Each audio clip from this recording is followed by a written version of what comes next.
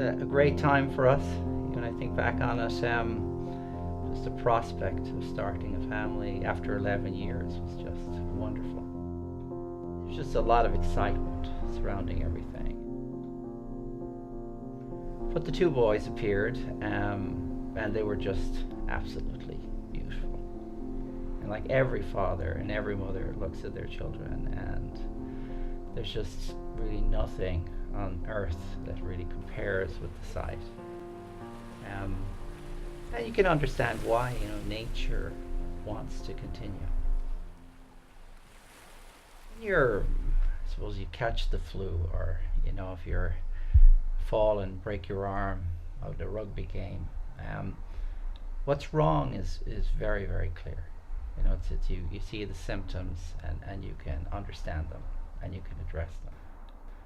By 2.5 years, I suppose Val was certain we had a problem, and I was really coming around to that idea. And we went through a series of diagnostic tests, and we discovered fairly soon afterwards that the boys were deaf. And as time went by, it became increasingly more apparent that there were neurological issues, where just the facility, the capability to acquire language was not developing, was not coming into being. Over time, children ultimately close down. They become trapped within themselves. An intelligence that cannot be accessed, just leading to, huge frustration. And ultimately, children frequently reach a point where they're unmanageable, where their sheer frustration just boils over, and they end up in institutions.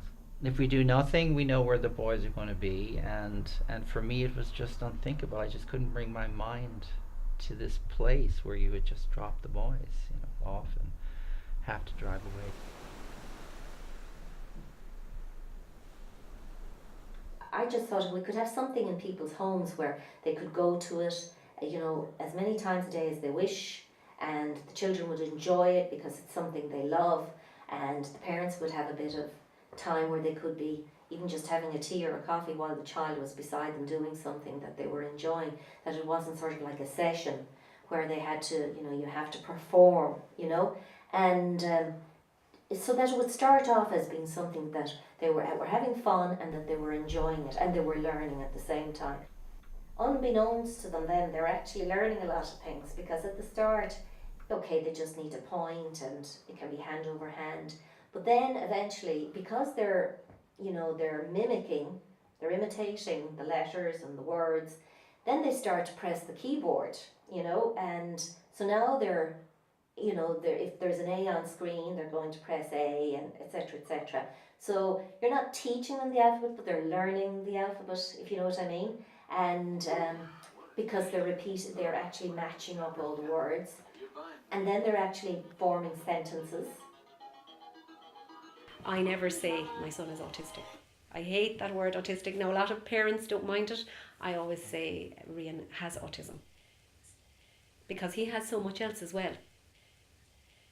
He has it, and I acknowledge it, and it's part of him, but he has a huge amount of other strengths and good things as well as autism. So that's nearly 3 years now since we've had the diagnosis.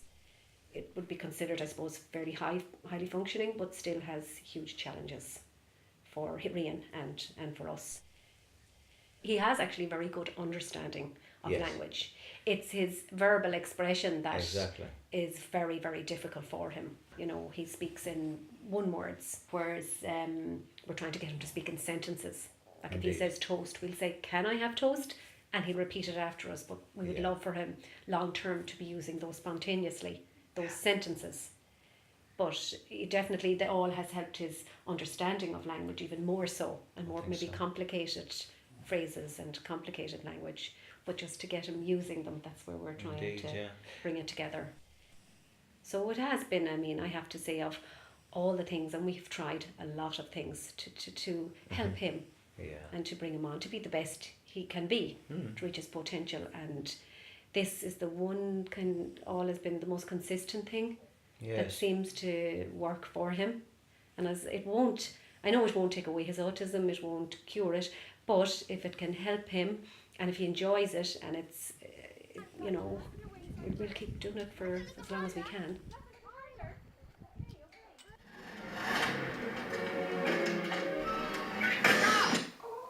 What do you see? Sleeping. Poor Woody. Sitting. Rory was born in October 2007. He's 6.5 now, so he's already had 4.5 years of intervention. And, you know, getting in early gives the children more time to get assistance. We first started seeing huge leaps in his ability to communicate at around about 4 months into the programme. But before that, when we started, we were amazed at how much he understood that we didn't know that he understood. And the programme then, the fringe benefits of the programme are he's able to type.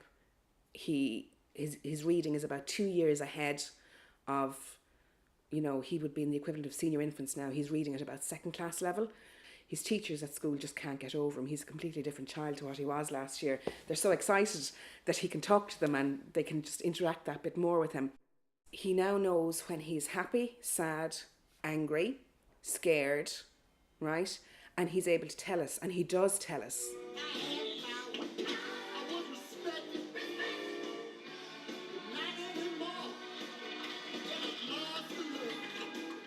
Buzz Lightyear and Troar. Sitting. Flying.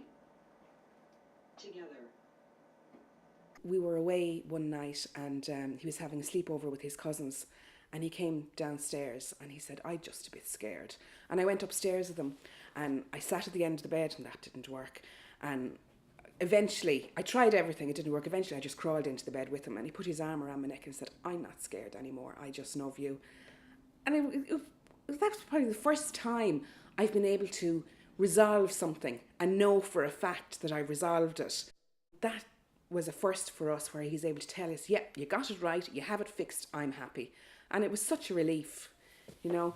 It does make a big difference for him to be able to tell us and talk to us. There is quite a bit of work involved in it. You know, it isn't this miracle software where you send your child off and, you know, the world is their oyster. We have put a lot of work into this. The effort we have put in has been brought back to us tenfold, without a doubt. We send text messages to each other so he can practice his typing and his reading, and we have Viber on our iPads and we send each other messages and whatever. So there are things we do a lot outside the programme to help him generalise what we're learning, and to make it applicable to everyday life. And he really, really enjoys it. And it is a lot of fun. And I really enjoy having something that's for himself and myself, where we spend that kind of quality time together, because I have other children and I have to share my time. D. Days. Days. Great work. All done.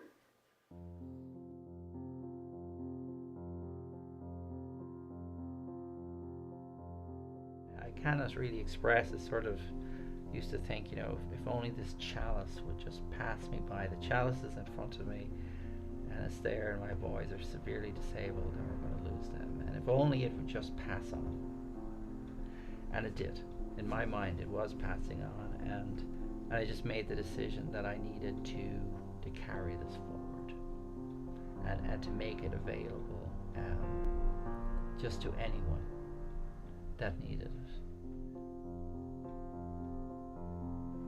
To actually launch something like this in this era, you know, is challenging.